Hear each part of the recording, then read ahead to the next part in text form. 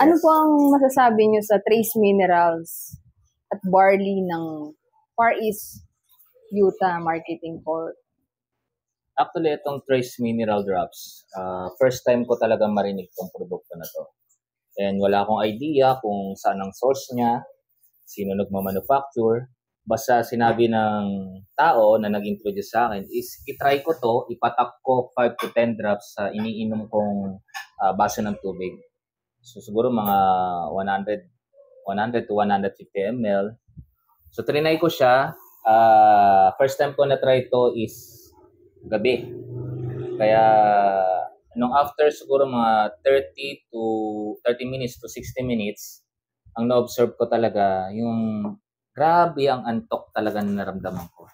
Na which is pinagtataka ko kasi matagal na akong may insomnia. Actually, ang insomnia ko, 15 years old pa lang ako. Ang tagal ko na naghahanap ng produkto na ganito. Mga same case ko na hirap din makatulog maski anong